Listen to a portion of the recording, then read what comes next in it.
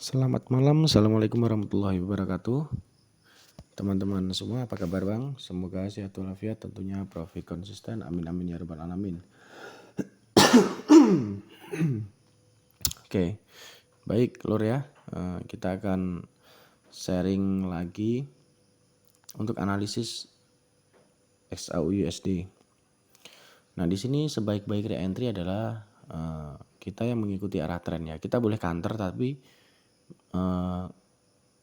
cuma scalping ya Lur, 30 sampai 50 pip aja ya. Nah, tapi kalau kita buy ini kita sesuai arah tren ini kita bisa mengambil ratusan pip.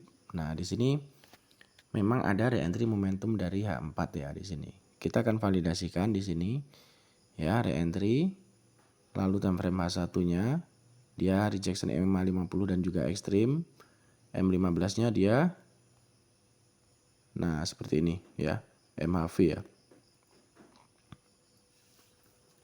Tapi saya tidak ambil di sini Lur, karena kalau misalkan saya ambil re-entry H4, saya entry di candlestick yang mengebrik M50 sini, SL-nya di sini. Ini terlalu jauh ya, dari 55 ke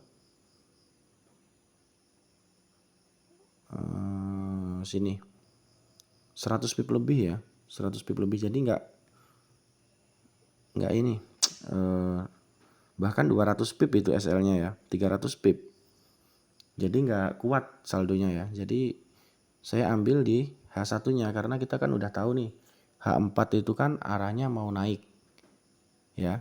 Nah jadi kalau kita nggak kuat untuk menahan SL-nya, karena SL itu biasanya di swing terendah, itu kita bisa menurunkan satu time frame untuk mencari setup di time frame keduanya. Misalkan seperti ini ya, kita bisa mengambil re-entry CSAK-nya.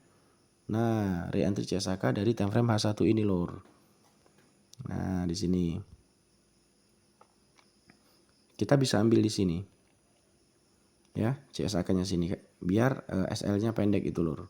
Nah, lalu kita lihat M15 juga sudah ekstrim ya di sini ya. Lalu di M5 dia juga ekstrim. Nah, entry-nya kapan? Tunggu setelah satu candlestick yang mengebrik M50 ya di sini. Ataupun CSAK bisa di sini. Nah, di sini kok Abang udah entry di sini, Bang. Nggak sabaran ya, nggak sabaran. Jadi yang bagus di sini Lur, entry-nya Lur.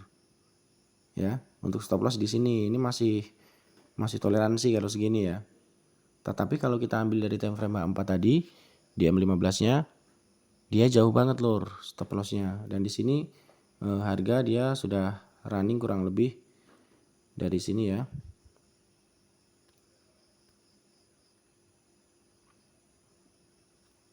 Seribu pip kurang lebih ya.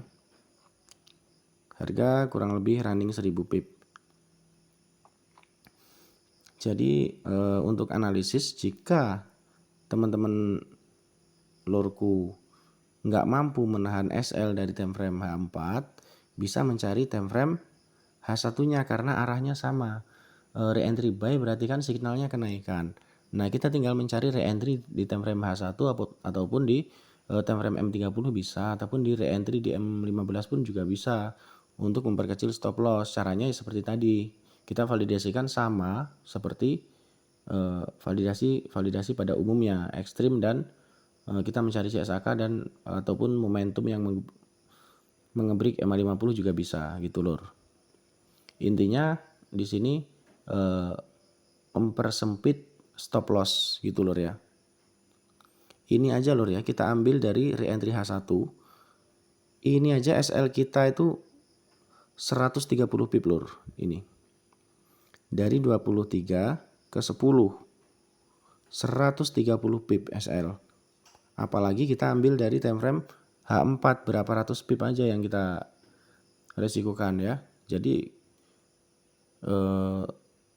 enggak seperti itu Lur ya. Kita gimana caranya memperkecil resiko. Tetapi kalau misalkan lurku semua teman-teman dan masih ya, itu tradingnya itu di pair forex currency, di mata uang Euro USD, GBP USD, ataupun di AUD CHF, itu bisa. Itu nggak masalah pakai SL M15 swing low-nya M15 ya. Karena dia kan kalau terfloating kan nggak banyak, nggak seperti gold ya. Kalau gold itu kita harus meminimalisir resiko, yaitu kita lihat arahnya di time frame atas ya. Kalau kita lihat nih, kita kan daily kan udah kelihatan ya, dia kuat naik, oke. Poin 1, poin 2-nya H4 re-entry, oke. Poinnya juga naik. Nah, kalau H4 nggak kuat SL-nya, turunkan ke H1 ya. Ada set apa di H1. Nah, yang terjadi di sini adalah re-entry CSAK time frame H1 gitu lur ya. Nah, semoga bermanfaat. Saya akhiri, assalamualaikum warahmatullahi wabarakatuh. Gaskan lur.